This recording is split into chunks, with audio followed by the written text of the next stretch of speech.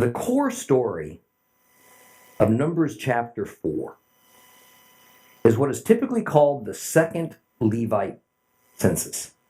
Now, the information is very straightforward, so we're not going to dwell here very long, and the census differs from the earlier Levite census that God himself performed, primarily in that this new census, the age range was to be counted from 30 years old to 50 years old, a very narrow 20-year age range. Now remember, the first Levite census counted what? 30 days old, 1 month old on up. And the reason, although I admit it's not specifically stated, probably for specifying this particular age range is because of the heavy duty nature of the work that involves carrying all these sanctuary objects and pieces and doing guard duty. So these needed to be mature people. And the thought is that these men must be very responsible and emotionally mature so as to perform their jobs with absolute dedication, and they must be physically able to lift these heavy objects and tote them through the wilderness, as well as defending the sanctuary in hand-to-hand combat, if that's what had to happen. So, open your Bibles to Numbers chapter 4. We're going to read the whole chapter. Page 149 if you have a complete Jewish Bible.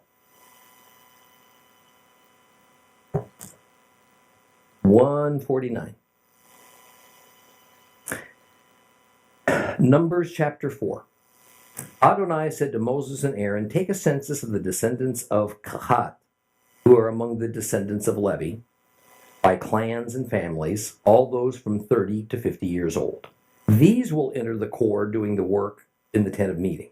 And here is how the descendants of Kohath are to serve in the tent of meeting and to deal with these especially holy things. When the time comes to break camp, Aaron is to go in with his sons, take down the curtain which serves as a screen, and cover the ark of the testimony with it. And on that, they are to place a covering of fine leather, and on top of that, spread an all blue cloth. Then they are to insert the carrying poles. And on the table of showbread, they're to spread a blue cloth, and place on it its dishes, the incense pans, offering bowls, and pitchers. The perpetual bread is to remain on the table. They are to spread on these things a scarlet cloth, cover them with a covering of fine leather, and insert the poles. They are to take a blue cloth and cover the menorah for the light, its lamps, its tongs, its trays, and the jars used to add oil to it. They are to wrap it and all of its accessories in fine leather and place them on a carrying frame. And on the gold altar they are to spread a blue cloth and cover it with a covering of fine leather and insert its carrying poles. They are to take all the utensils they use when serving in the sanctuary and put them in a blue cloth, cover them with fine leather, place them on a carrying frame. And after removing the greasy ashes from the altar, they are to spread a purple cloth over it, place on it all the utensils required for the altar service, the fire pans, meat hooks, shovels, basins, and other utensils for the altar. Then they're to spread it over it a fine leather covering and insert its carrying poles. When Aaron and his sons have finished covering the holy furnishings and all of the holy utensils, when the camp is about to move forward, then the descendants of Kohath are to come and carry them. But they're not to touch the holy things, so that they won't die. These things are the responsibility of the descendants of Kohath in the tent of meeting.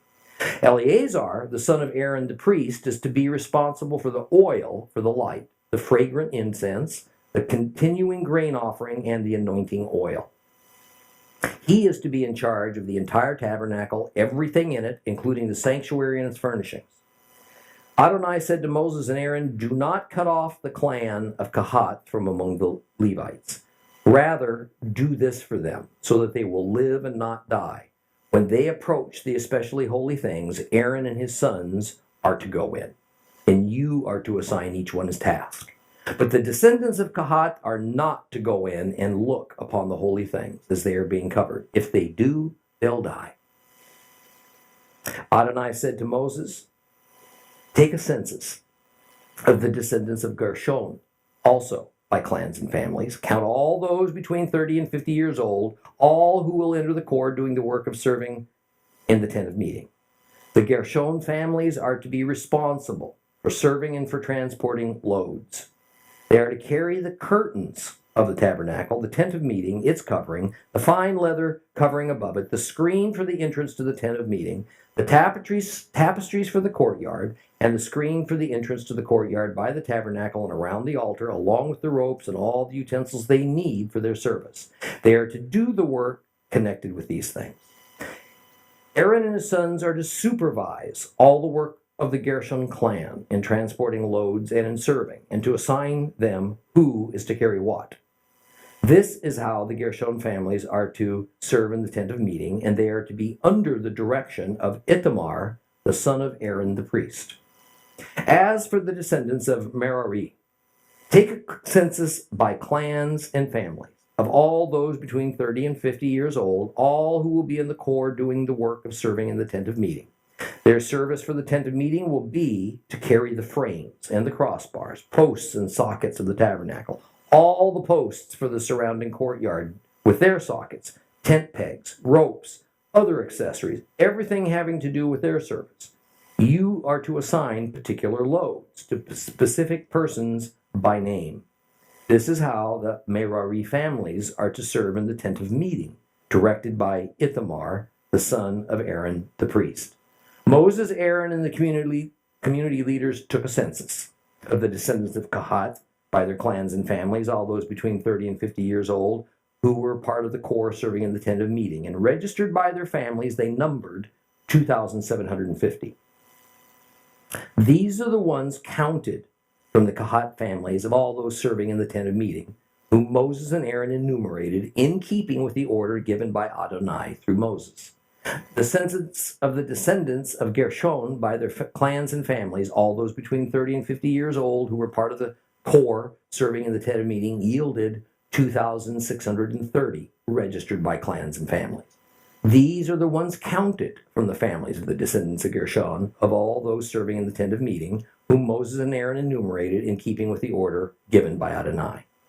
The census of the families of the descendants of Merari by their clans and families, all those between 30 and 50 years old who were part of the corps serving in the tent of meeting, yielded 3,200 registered by their families. These are the ones counted from the families of the descendants of Merari, whom Moses and Aaron enumerated in keeping with the order given by Adonai through Moses. The census of the Levites, whom Moses, Aaron, and the leaders of Israel enumerated by their clans and families, all those between 30 and 50 years old, who were part of those working to serve and working to carry loads in the tent of meeting, yielded a total of 8,580 persons. According to Adonai's order, they were appointed by Moses, each one to his specific service or work. They were also enumerated as Adonai had ordered Moses.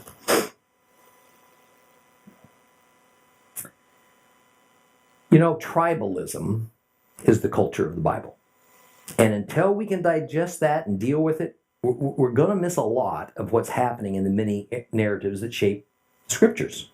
In our Western civilization, the ways of tribalism are usually either not known to us at all, or they're very misunderstood. It's important to grasp that tribalism is morally neutral. It's not good nor bad in itself. Tribalism is a very natural societal structure. And it worked particularly well for an ancient world. Tribalism was the dominant societal structure worldwide until medieval times in Europe, because it was based on familial ties, and the bond of blood has always been instinctive and intuitive and very powerful for mankind. By medieval times, European societal structure became transformed by a combination of religious and national identity. Thus, tribalism began to take a back seat in that part of the world. In the late 17th and early 18th centuries, another transformation took hold in Europe and the New World, as guided by the leaders and philosophers of the period now known as the Enlightenment. That was when religious identity was brought into question, and it was replaced by atheistic viewpoints and this desire for a purely secular government and societal structure. that was based on economics rather than on common beliefs or hereditary ties. The rub is that the Enlightenment also tended to dissolve family ties. Family ties, of course, are at the heart of tribalism.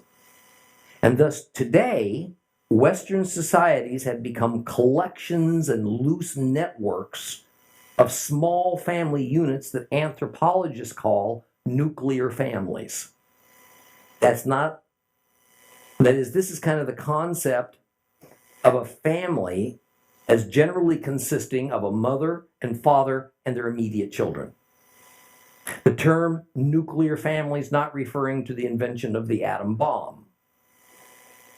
However, it does provide us with a pretty good illustration. Just as an atom is in its natural state, it has a center called a nucleus with electrons and protons orbiting around it. The new modern Western family unit is akin to an atom that's been stripped of its electrons and protons, and all that remains is that nucleus. Within this new definition of family in the West, legal rights are usually limited to the two-generation relationship. Grandparents are legally considered outsiders.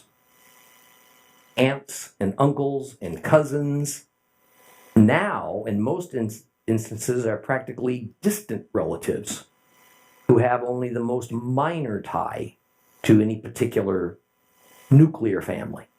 And of course, we are all aware that an even further evolution of family relationship is well underway in the West that negates the need for long-term commitment or bonds among individuals, or even for the presence of a mother and a father as head of a family, or for the desirability of blood ties.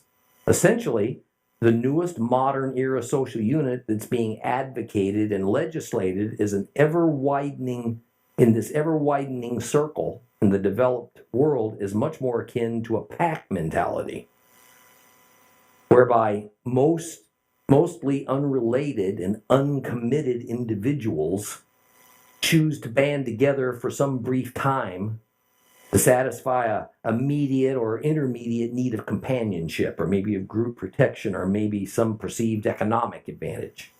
In other words, we're so far removed from the concept of tribalism that it's near impossible for our minds to even comprehend it.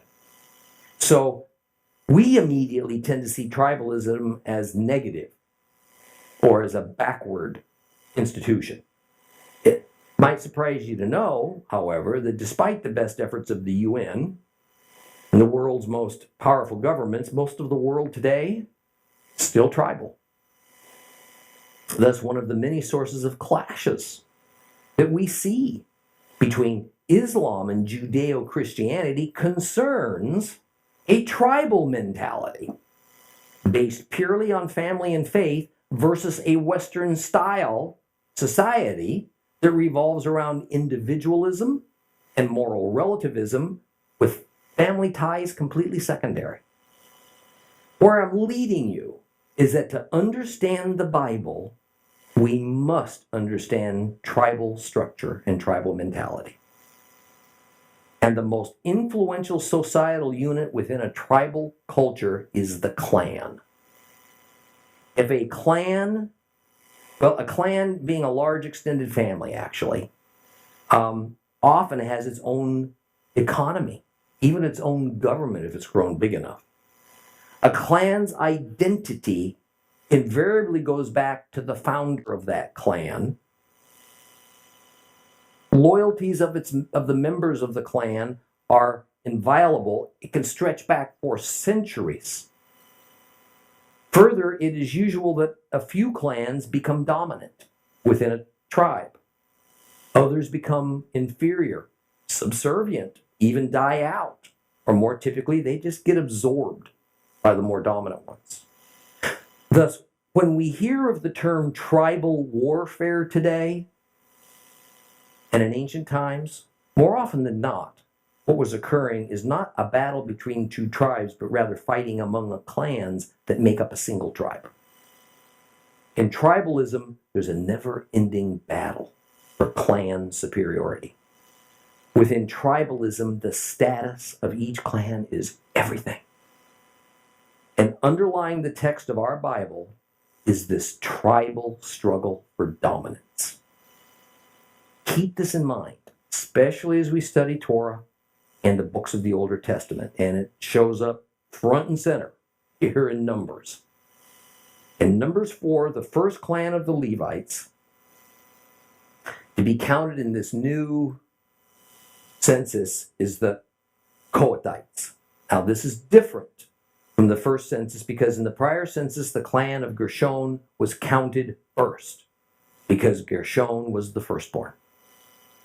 The probable reason that the Kohathites are given priority status is because this clan transported the most sacred, therefore the most dangerous object.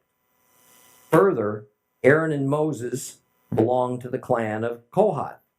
So this lent significant tribal status to the Kohathites.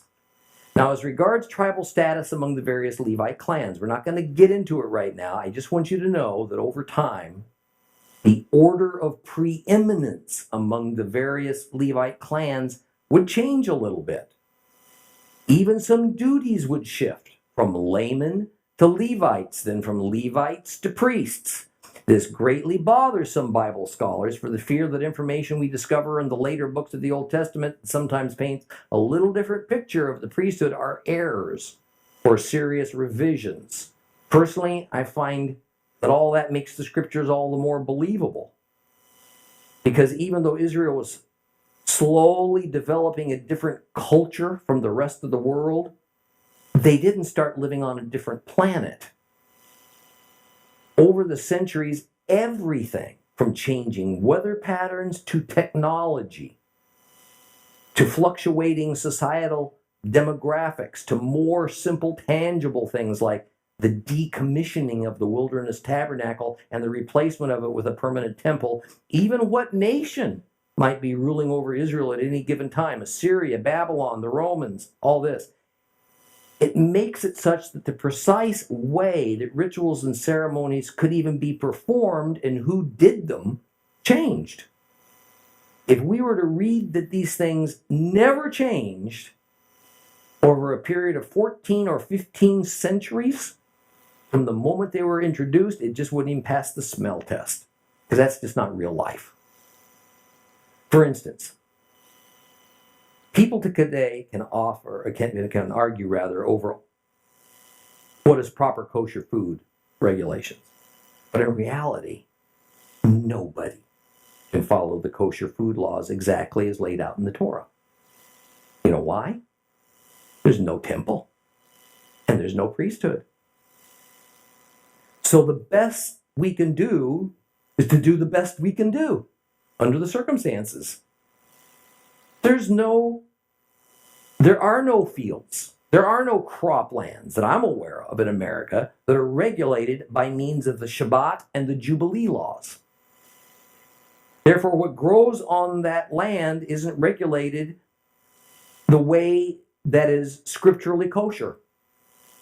In fact, very little food grown in Israel follows the law in such a way as to be honestly considered biblically kosher.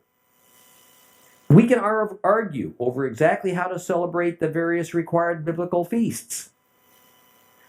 But at least for 3 of them that requires pilgrimages to the Holy Land in order to be efficacious, we can't do them exactly as stated, no matter what. Because the main point wasn't going to Jerusalem, it was going to Jerusalem to the temple to worship and to sacrifice, not just visit the city like tourists. Some rituals, like the water libation ceremony, which could be done to a degree, are required to be done atop the great altar. Doesn't exist. See, these are just a few examples that today's Jews face, and I think we face as believers, in attempting to cope with biblical regulations that, due to circumstances, most of them beyond our control, just can't be accomplished as laid down, no matter how much we want to. And so did the Israelites face this kind of scenario as the years rolled on over Mount Sinai, after Mount Sinai. So don't let some of these changes that we'll find, even as we move from Numbers to Deuteronomy, throw you off.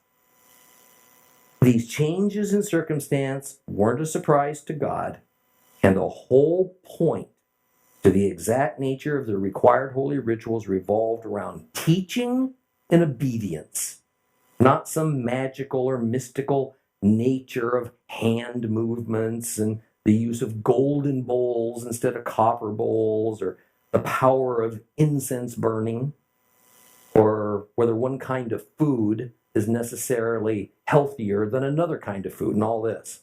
And as we move into verse 5,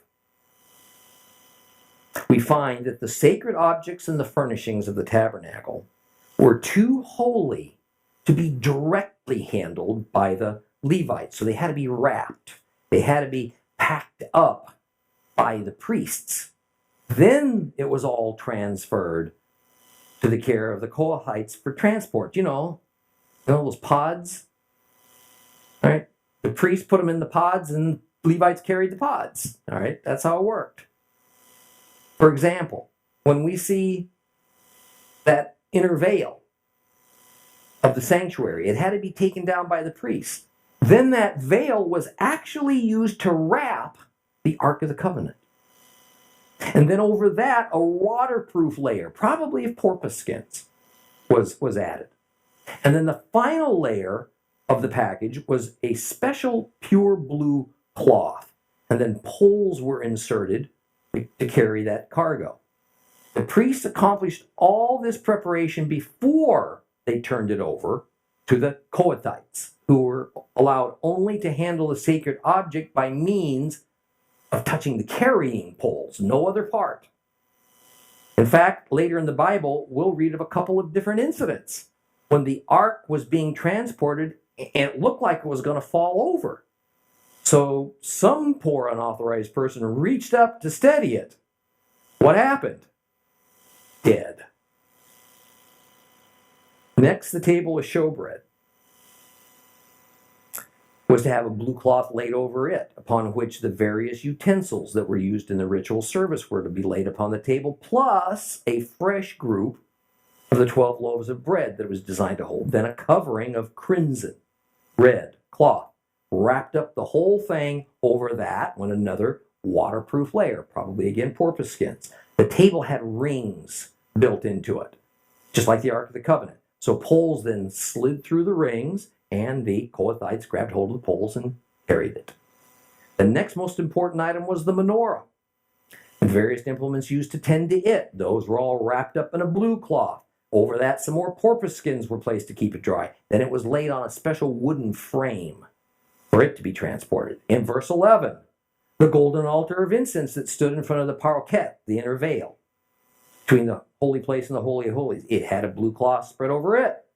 It was covered yet again with more waterproof covering. Then the remaining service items and vessels that were used inside the tabernacle were all wrapped in a blue cloth, more skins over them for maximum protection.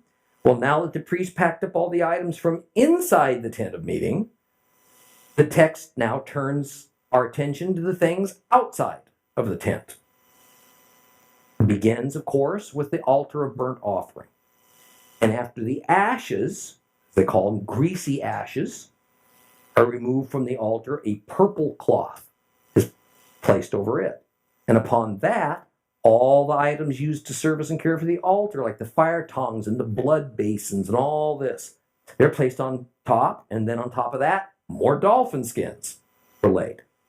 And all the sacred items now having been covered and prepared by the priest, this is all turned over now to the moving company,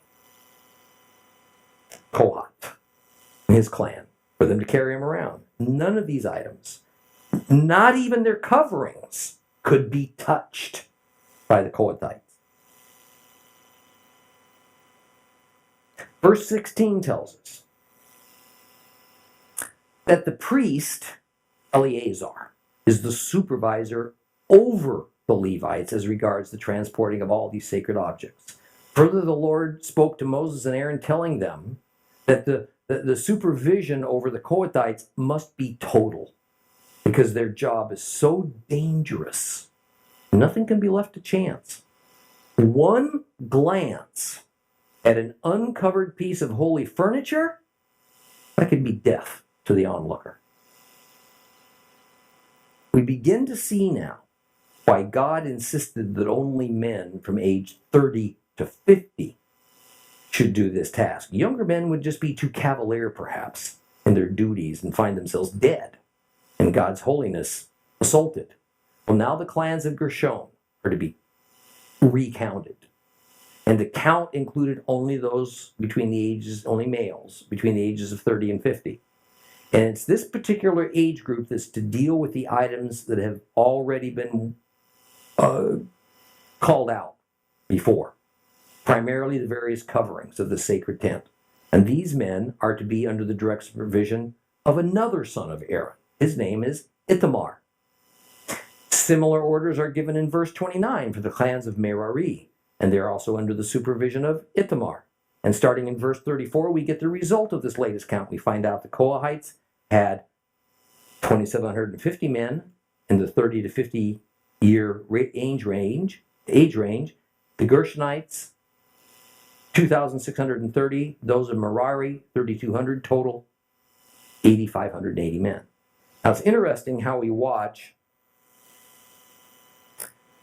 a foundational principle of God, dividing, electing, and separating, occur in so many parallel ways. God divided and separated the entire population of the world into two groups, Hebrews and Gentiles. These Hebrews, now the nation of Israel, were also divided into two groups, the 12 tribes and the tribe of Levi. Now we see the tribe of Levi divided into two groups, the priests and the non-priests, called the Levites. And in this process of dividing, electing, and separating, absolutely no merit is stated for why one line of people was chosen and given a higher status than another line of people. None. There wasn't anything inherently special about Abraham, Isaac, or Jacob. There wasn't anything inherently special about the tribe of Levi. There was nothing special about Aaron's descendants. God, for his own good reason, elected them. He made a decision. About the best that can be said for the person or the group that was divided away from the others and assigned a special level of holiness above all the others is that that person or group accepted the offer. They said yes. And my friends, that is the pattern for those of us today who are set apart as saved believers. We haven't lived a better life. By God's grace, we were offered salvation. Came upon the back of Yeshua, and we just said, yes. By accepting it, we were assigned a special level of righteousness and holiness above all others on this planet. Our salvation in Yeshua is as much a mystery as to why me, as it must have been to Abraham and everybody else. Why Isaac and not Ishmael? Why Jacob and not Esau? Why the tribe of Levi? Why not one of the other tribes? Why the line of Aaron instead of one of his brothers? We don't know. We're not told. Israel is a completely set apart nation for God. The rest of the world is not, and that's the deal. And as such, Israelites, today we'd say Jews, are born into a special higher status than you or I as Gentiles were born into. The tribe of Levi was given a holy status, a notch above the rest of Israel. The priestly line of Aaron was given a yet higher holy status above all the other families and clans that made up the Levites. And the clan of Eleazar, a son of Aaron, was given the highest holy status among the line of priests. We saw last week that the Levite clan of Kohath was given a slightly higher status above the other clans of non-priest Levites. There's a couple more principles woven into Numbers that we'll find Paul expound upon in the New Testament, particularly in 1 Corinthians 12 and 13. And one is, the Jehovah demands order and not chaos. Therefore, he creates hierarchies of authority. Why? Because it's his pattern. We learn in the Bible that even heaven itself is built on hierarchies. So naturally, the physical world follows suit to the level it's able to do so. All human life has worth. But God gives higher and lower worth to various humans for his purposes, just as he gives higher and lower status to his spiritual servants, the angels and the cherubim. There is a variety of service to the Lord available to be done. There's plenty to go around, but it's all for the purpose of serving the same God. Listen to Paul briefly in 1 Corinthians 12:4. Now there are varieties of gifts, but they're of the same Spirit. And there are varieties of ministries, but it's the same Lord. And there are varieties of effects, but the same God who works all things in all persons. But to each one is given the manifestation of the Spirit for the common good. And just as Israel is a congregation with God-ordained structure, so is the believing body of disciples of Yeshua to be a divinely ordered structure. Listen to Paul again in 1 Corinthians 12:28. And God has appointed in the church, first, apostles, second, prophets, third, teachers, then miracles, then gifts of healing and helps and administrations and various kinds of tongues. All are not apostles, are they? All aren't prophets, are they? All aren't teachers, are they? All aren't workers of miracles, are they? All do not have gifts of healing, do they?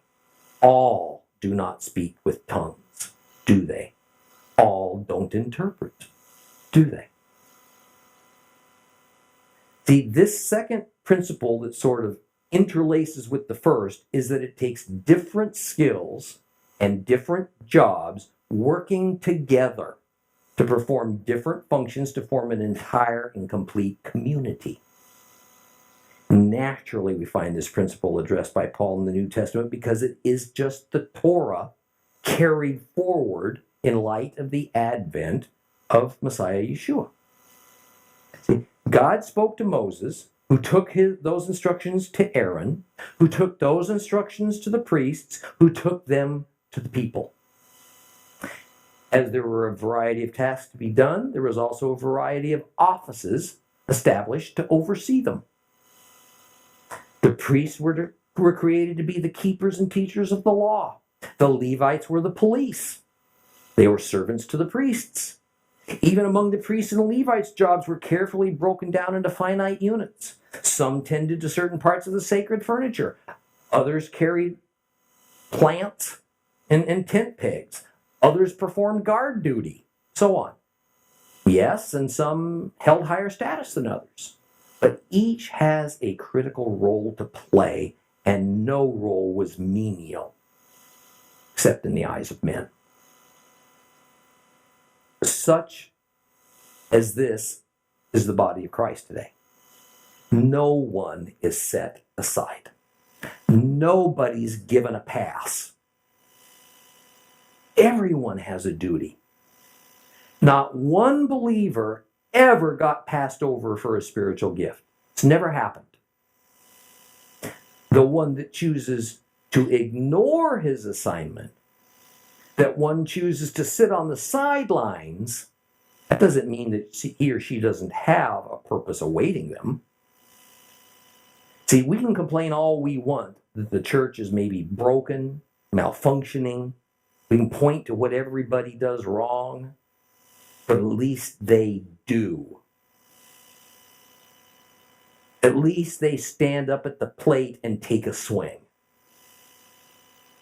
The system that God set up for his people to follow is not about 10% doing and 90% observing. Worship and walking with God is a contact sport. It's dangerous. You can get hurt. If you're not battered and bruised to some degree by now, then you've been sitting it out way too long. Get your uniform dirty. Get in the game. See, this kind of passivity that I'm describing, that wasn't even tolerated in Moses' day, nor in David's day, nor in Yeshua's day. We shouldn't think that God is going to allow us to get away with it with no repercussions. Now let's start talking now about Numbers chapter 5. Numbers chapter 5 is another one of those ventures into Scripture that at first glance seems as though it's just repetition at work. So there's not much additional to gain. But let me say, before we read this Torah portion, that this is much less repetition than it is progressive revelation. There is so much to gain from even the first couple of paragraphs that we could be a month in this chapter and only barely scratch its surface. We assuredly aren't going to spend that much time in chapter 5. But I want you to be aware that it is that significant. If we were going to name this chapter, it would be Cleansing the Camp of the Unclean. Now that the tabernacle is part of every Israelite's daily life, and therefore God's presence is, long as that tabernacle's there, his presence among them is assured. It's necessary that the sacredness of the entire tabernacle area, the tent, its courtyard, be kept free from impurity, not get defiled. We've discussed the subject of clean and unclean, of holy and common. But since it's been a while, we'll review those items as we go along. Just be aware that clean and unclean, holy and common are not two different ways of saying the same thing. They denote something a little bit different. It's always best to read an entire chapter as a whole so that the context is clearly established. So let's do that, and then we might reread some portions as we go through our lesson. To open your Bibles to chapter 5 of Numbers, which is page 151. Adonai said to Moses, "Order the people of Israel to expel from the camp everyone with sarat, everyone with a discharge who was, and whoever is unclean because of touching a corpse. Both male and female you must expel. Put them outside the camp so that they won't defile their camp, where I live among you." The people of Israel did this and put them outside the camp. The people of Israel did what Adonai had said to Moses. And Adonai said to Moses, "Tell the people of Israel, when a man or a woman commits any kind of sin against another person and thus breaks faith with Adonai, he incurs guilt. He has to confess the sin which he's committed. He must make full restitution for his guilt, add 20%, and give it to the victim of his sin.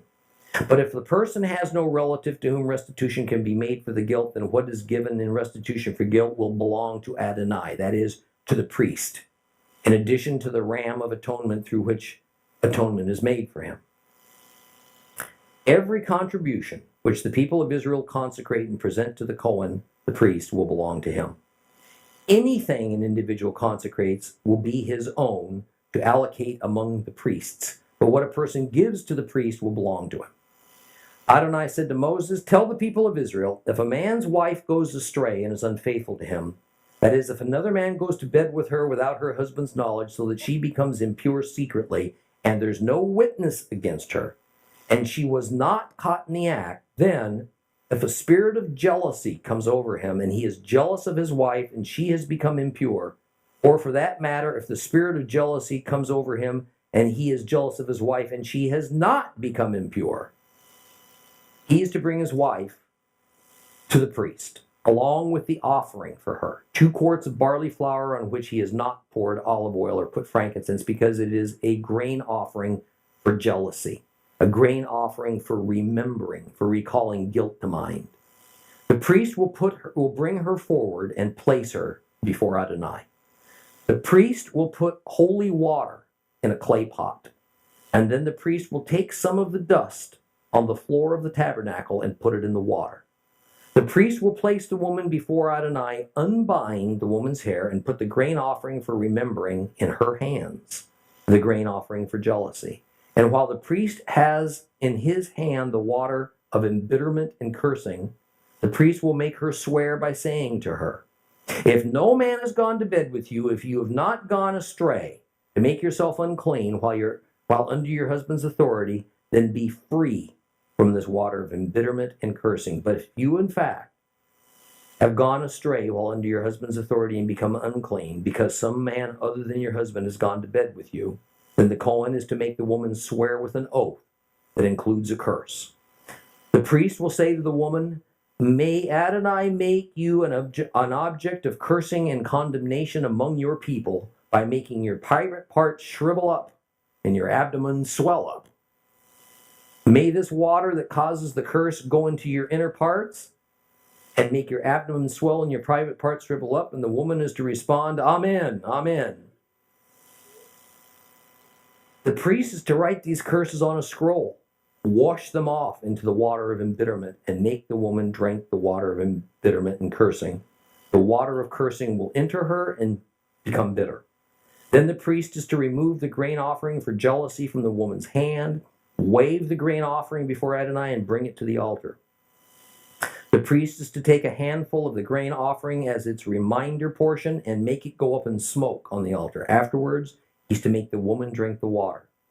When he has made her drink the water, then if she is unclean and she has been unfaithful to her husband, the water that causes the curse will enter her and become bitter, so that her abdomen swells and her private parts shrivel up, and the woman will become an object of cursing among her people. But if the woman is not unclean, but clean, then she will be innocent. She'll have children. This is the law for jealousy, when either a wife under her husband's authority goes astray and becomes unclean, or the spirit of jealousy comes over a husband and he becomes jealous of his wife. Then he is to place the woman before Adonai, and the priest is to deal with her in accordance with all of this law. The husband will be clear of guilt, but the wife will bear the consequences of her guilt. That's an interesting chapter.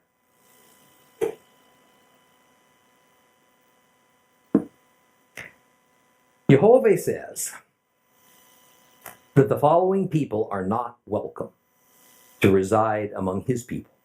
Then he divides them up into three categories. In Hebrew, these categories are persons who are, one, Zara, means they're suffering from Zarat, a skin disease. Two, a person with Zav, which means a discharge from their genital organs. And third, anyone who is Tameh Nefesh, means unclean because they've touched a dead body. Now, basically, these are three very serious kinds of ritual impurity. Each one of them demands a period of 7 days of ritual cleansing after it's been determined that the condition that is the cause of the impurity isn't present anymore.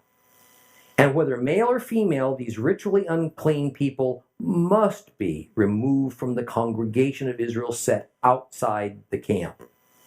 Understand what that means. It means excommunication.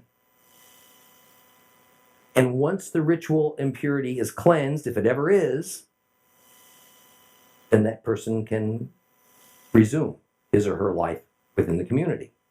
But until that time, that person is separated apart from everybody else. And usually the excommunicated lived in caves or tents just outside of the village or the city. Verse 3 states that the reason for this severe method of dealing with these unfortunate folks is so that their unclean state doesn't defile others within the camp of Israel. And because in the midst of the camp of Israel, that's where God dwells. So no impure thing can be near him. And verse 4 says, Israel obeyed Jehovah in these instructions. Now, probably of all the subjects we've ever discussed here, clean and unclean, which also includes the category of kosher and not kosher, is the most difficult to grasp, I think, for a 21st century Western mind.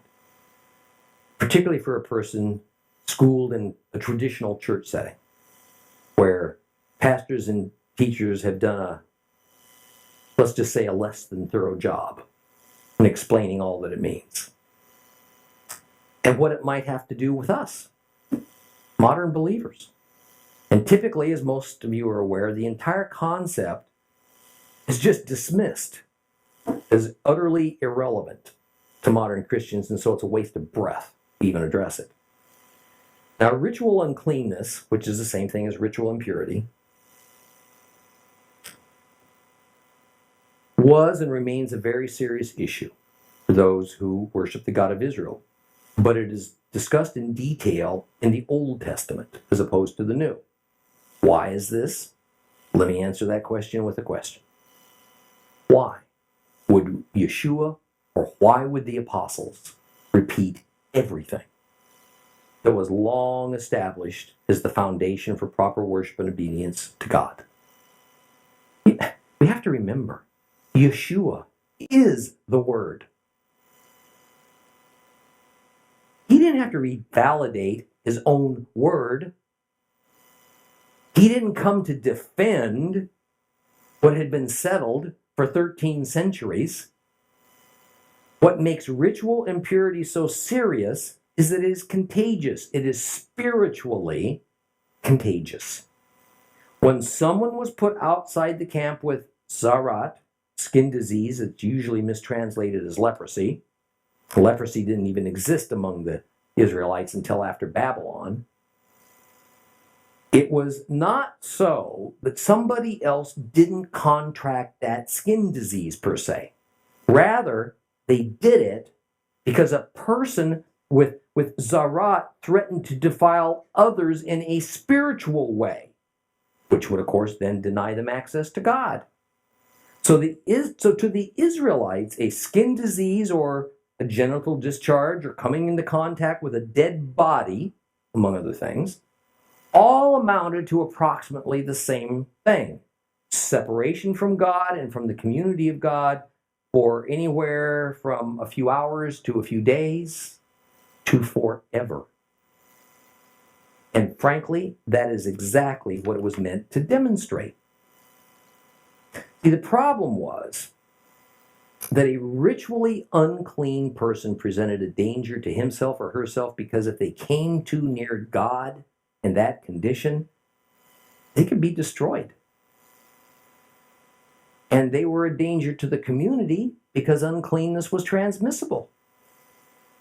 An unclean person could transmit their uncleanness to objects, like dishes and pots, or even a chair they sat on or a bed they lay on.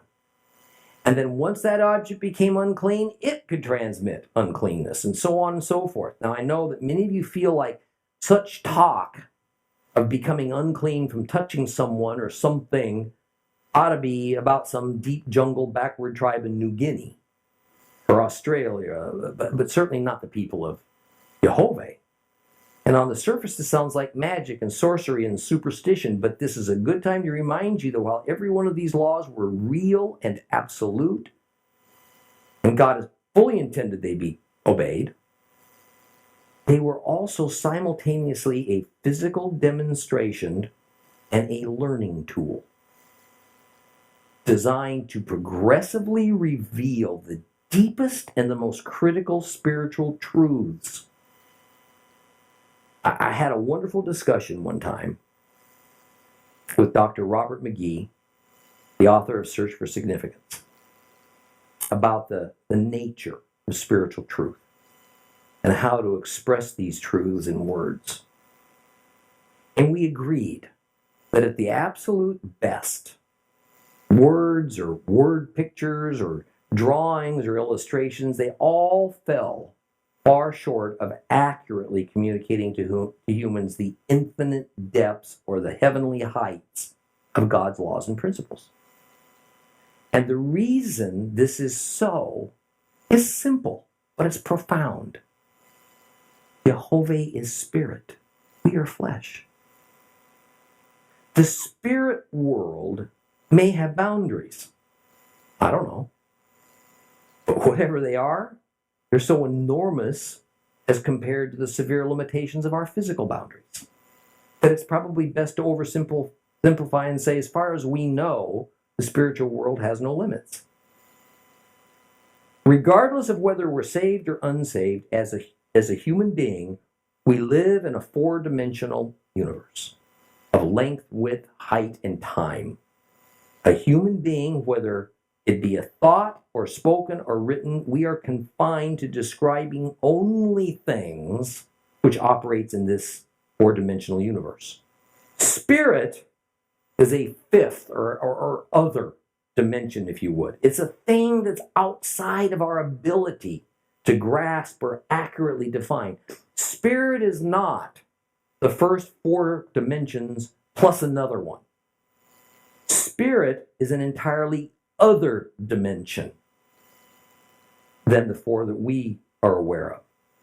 Nothing made of four-dimensional material, you, me, the chair you're sitting on, the building we're in, the Bibles we're reading, the words on those pages, the physical, can ever fully describe or even reasonably contemplate that which is of the spiritual dimension.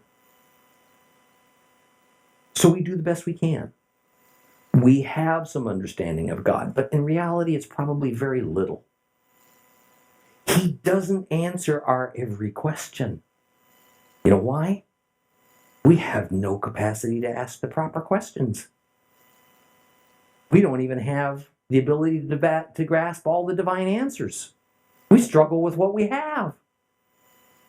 Therefore, when it comes to the tabernacle and the various rituals and the procedures that are performed there, the priesthood, the biblical feasts, these things are extremely limited facsimiles, demonstrating spiritual principles.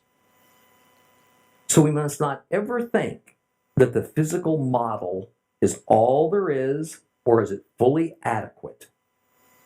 Yet neither must we think that the physical model is incorrect, or it's not worth observing, or it's just, you see, that it's incomplete. That's really what it is.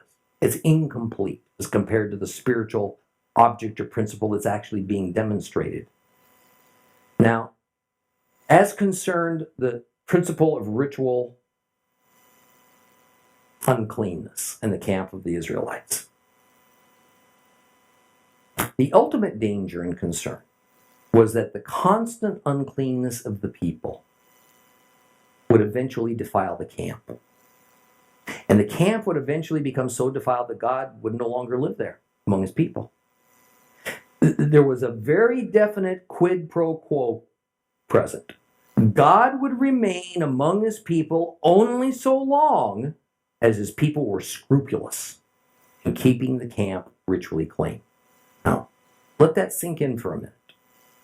The Israelite people, God's people, had definite obligations if they wanted God to remain in their midst. And I'm going to tell you unequivocally that that pattern of obligation to God remains, as do all of his heavenly patterns. We have obligations to God if we want him to dwell with us. These obligations may not be so much about ritual as they are about faith, especially since the advent of Yeshua. Yet as James said, a faith without works is a dead faith. What good is it? Now allow me to paraphrase that in modern terms. A so-called faith that does not produce tangible service to God by whatever means he directs is a faith that probably doesn't even actually exist. And since nearness to God is an inherently dangerous proposition, many preventative measures were being taken, beginning with a scrupulously purified priesthood who were to be the only ones that could even get near Jehovah. Levite guards were deployed to keep these unauthorized people away, even to execute those who insisted on trying to come near. And a system of dealing with ritual purity was established that involved removing these unclean people from the area and then, in most cases, making the unclean clean again so that they could once again enjoy God's presence in their lives. This is another principle that, of course, has never become obsolete. Believers have always been required to take preventive measures so that we don't bring immorality, which is unclean behavior, near to God. And since God dwells with us, his modern day tabernacles, we cannot allow impurity to enter us because that brings it near to him. So one of the things we're told, we can't join ourselves to prostitutes. We should not engage in any kind of immoral sex. We should not defile ourselves with wanton drunkenness. We shouldn't worship false gods. We shouldn't worship worthless symbols. We're to have the attitude of the Levites. Stay alert. Chase away every danger to the holiness of God. But humans cannot avoid impurity. And this reality traces right back to the fall of Adam and Eve. Perhaps the primary reason for Yom Kippur, the Day of Atonement, was so that the high priest could remove all the uncleanness from the sanctuary that had built up during the previous year. The mere fact that humans, regular Israelites, and the priests were constantly present in and around the sanctuary meant that imperfection and therefore sin and therefore uncleanness were present, and it would defile the place. Even the high priest is not seen as perfect. He was merely declared to be the holder of the high priestly office, and he was to perform certain vital functions to the service of the Lord. And we'll continue this very interesting, deep subject next time. So please subscribe.